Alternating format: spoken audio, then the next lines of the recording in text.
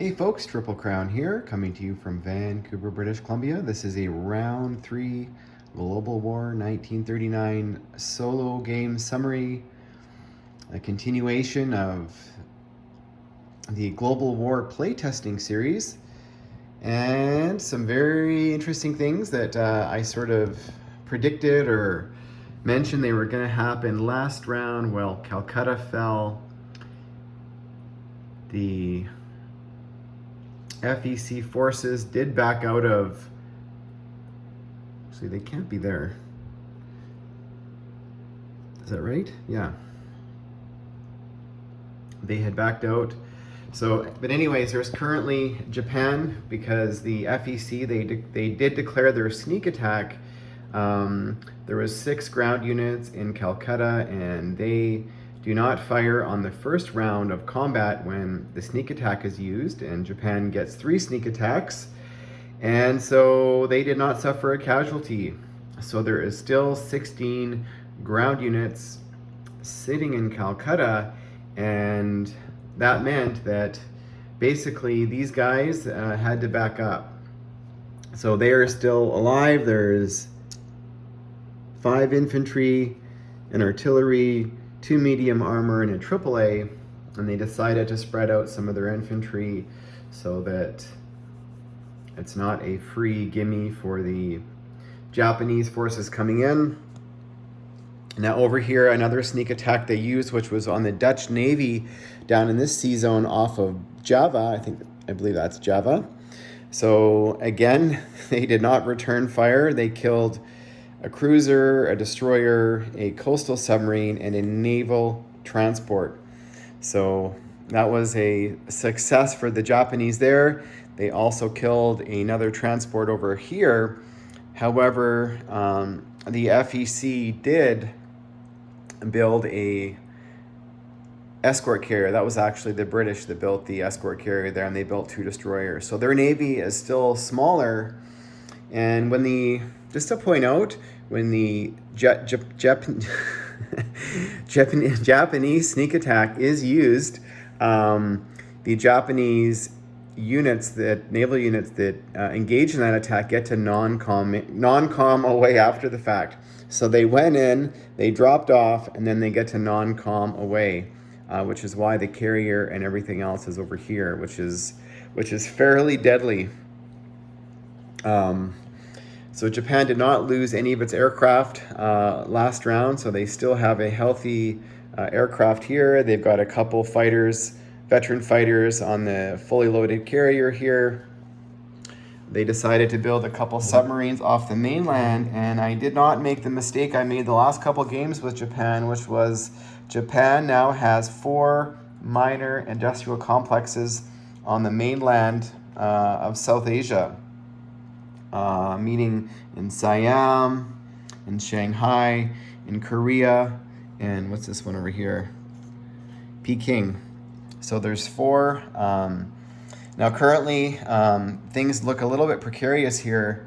If I was going to zoom in a little bit, these are black chips are 5. So there is 24 infantry, 3 cavalry, 2 light armor, and an artillery and a fighter, all ready to come in. The CCP are just bulking up, waiting for the Japanese to come in, which neither side wants to take a poke. It might be the KMT. They have liberated almost all of the Chinese territories. However, the Burma Road now is cut off because Calcutta has fallen, so they've lost that NO. Japan also built a couple more naval transports to start shucking more guys across, or maybe come down here to some of the money islands down here in the South Pacific. So we'll see what Japan is going to do. Currently, a little bit of a standoff between these 2 navies. They're 4 sea zones away. Once these carriers join the mass armada of Japanese fleet in sea zone 125, I'd say that, yeah, that's probably 2 navies that don't want to mess with each other just yet. The Russians did not take the bait and come into the northern Japanese territories. Over here in Eastern Africa, the British have gobbled up the Eastern African territories that belong to the Italians, and they are surrounding Tobruk.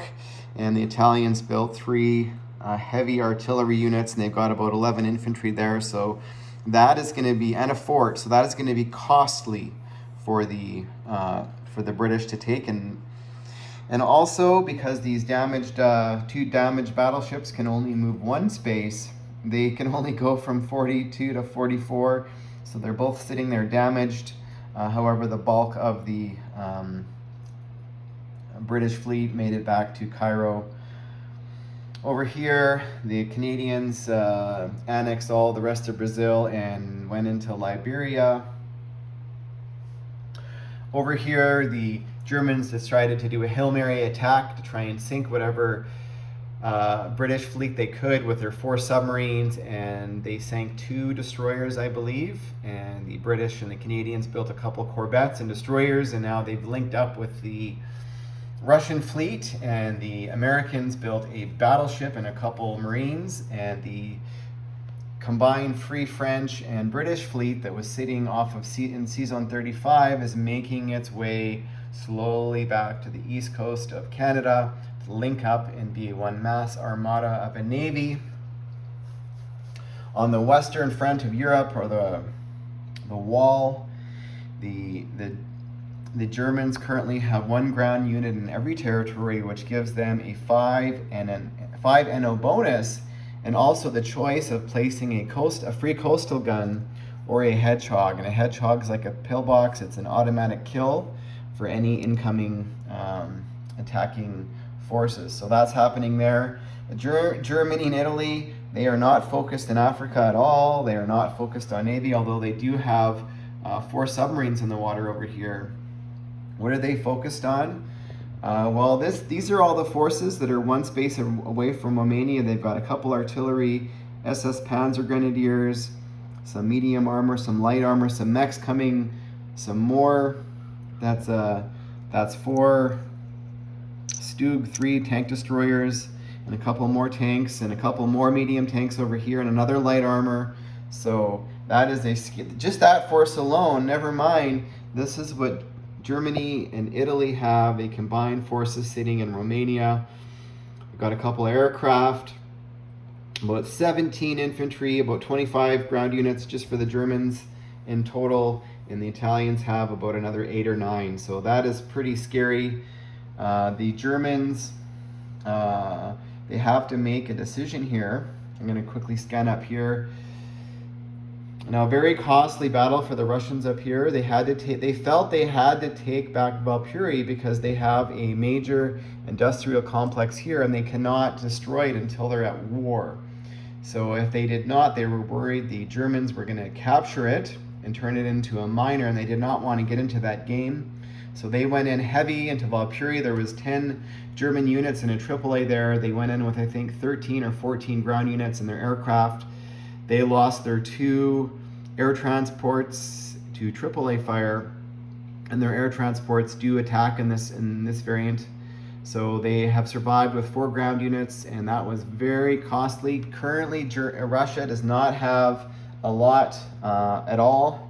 They've got some fast movers sitting here. They can go any direction, and they built 8 ground units back in Moscow. However, they've only got about 14 units sitting on the front, and that is absolutely nothing in comparison to this and to this. Now, currently, the Russian economy is sitting at 37. Now, when the Japanese declared war on the British and also captured Calcutta, that is a 25 bonus for declaring war on the British, and also a 10 bonus for capturing Calcutta. So currently the Americans, they rolled a 7. Their economy is at a 66. So do the Russians roll the dice, not attack? Because if they attack Russia, that's going to be another 10 for America. So America's going to be in the war next round. Or, because America's got to get up to 80, or do they say, we're not going to attack Russia for 1 more turn, let's build up even more stuff, and America has to roll a 13 or less. and that will give basically the Japanese, the Italians, and the Germans one more turn without having to worry about the Americans. So I have not made up my mind yet. We'll see what the Germans are going to do. They've got a nice flanking force here down the center. They've got a nice force up here sitting in Helsinki. There's think about 10 ground units there, and they've got another couple naval transports that can grab some more guys.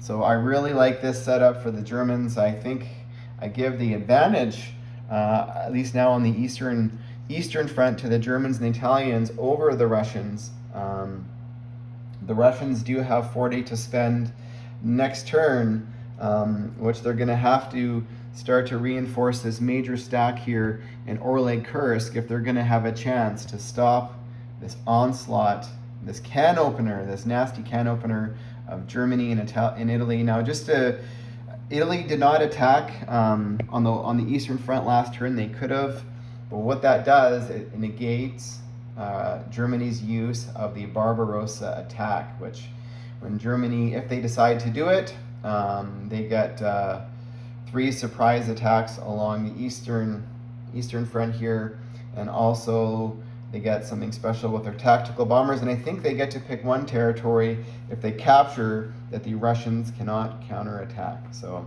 that's what's happening there, folks. Stay tuned for round 4.